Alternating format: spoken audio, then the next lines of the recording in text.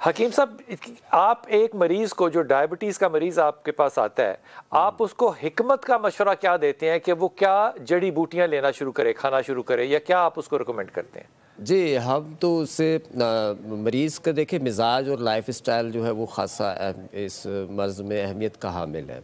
एक तो कोशिश करते हैं कि वो अपना लाइफ स्टाइल जो है उसको थोड़ा सा चेंज करे, थोड़ा सा एक्सरसाइज करे, एक्टिव हो, कार्बोहाइड्रेट थोड़े लो करे, तो ये तरीक़ाकार होता है। फिर उसके साथ दवाइयाँ जो है वो दी जाती हैं, लेकिन आधा जो 50% इलाज है। हिकमत में कौन सी चीज़ें हैं जो दी जाती हैं?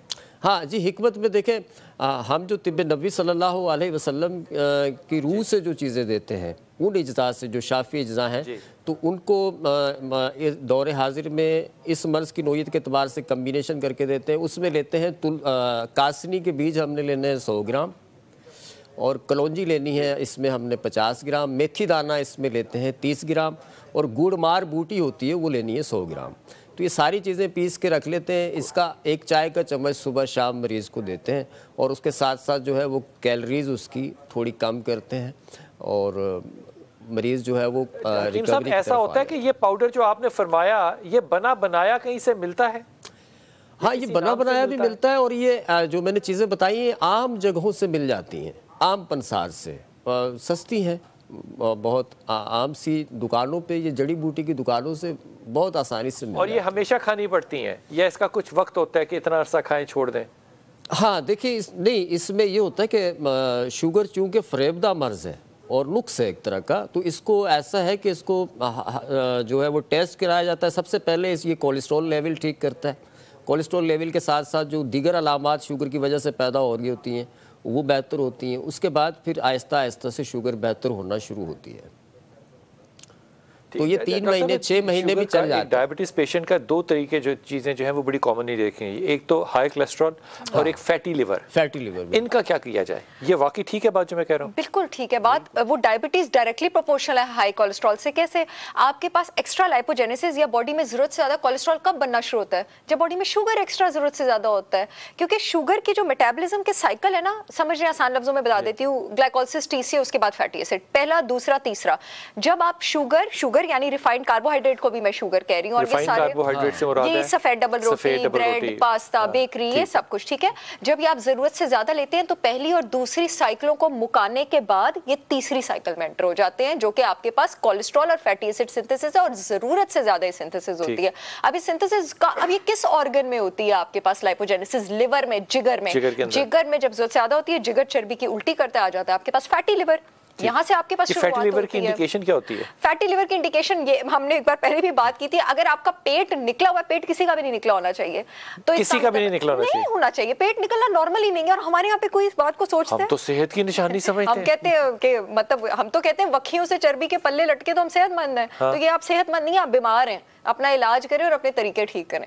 तो द थिंग इज दैट अगर आप if you look down and you can not, और आप अपने पैर नहीं देख सकते, आप बहुत बड़े मसले में हैं, तो उस टाइम तो खैर आपको खतरनाक मसले में आपको ग्रेड 2 या ग्रेड 3 फैटी लिवर है उस टाइम। और फैटी लिवर अपने साथ diabetes, cholesterol, depression, anxiety, Alzheimer's, mood swing सब कुछ लेके आता है। सारी चीजें। सब फैटी लिवर का कोई इलाज होता है? जी जी बिल्कुल इलाज होता है, और डॉक्टर साहिबा सही फरमा रही हैं। ये समझे कि सब चीज़ें यहीं से शुरू होती हैं। जब एक्स्ट्रा कैलोरीज हमारी बॉडी में जमा होती हैं तो ये डिपॉजिट बैंक है, हमारा लीवर जो है ना, ये डिपॉजिट बैंक है, ये डिपॉजिट फैट है। यहाँ जमा होते होते वो एक समझे ठीक ठाक चर्बी जमा हो जाती है। तो ये जो फाका है तिब के अंदर, रोज़ा जो है ये भी बेहतरीन इलाज है फैटी लिवर। रोज़ा कह लें। हाँ, रोज़ा बेहतरीन इलाज है। इसमें यह है कि आपने अफ्तार जो है वो उसी तरह से करना है जिस तरह सहाबा इकराम रज़ी अल्लाह ताला अन्हु किया फरमाया करते थे अफ्तार को, उस तरह से सादगी से अफ्तार करें अगर। और महीने में अगर सिर्फ आप 1 हफ़्ता रोज़ा रखें, महीने में सिर्फ 1 हफ़्ता रोज़ा रखें, और इस तरह से आप 3 महीने 4 महीने मुसलसल रखें, इंशाअल्लाह ताला फैटी लीवर आपका ख़त्म हो जाएगा। एक चीज़ तो ये है। क्या बात है। दूसरी चीज़ ये है कि आपने लौकी का इस्तेमाल करना है, सुबह दोपहर शाम लौकी का इस्तेमाल, और जौ का दलिया वो पानी में बना के। तो सालन में आपने सिवाय लौकी के कुछ नहीं खाना है जी। लौकी का सालन बना सकते हैं? लौकी का सालन बना सकते हैं, और लौकी का आपने जो है वो कच्ची लौकी भी खा सकते हैं, तकरीबन 3 से 4 इंच के करीब। उसका ऐसे छिलका उतारें जैसे गाजर या आलू का उतारा जाता है, और उसको थोड़ा सा ठंडा करें।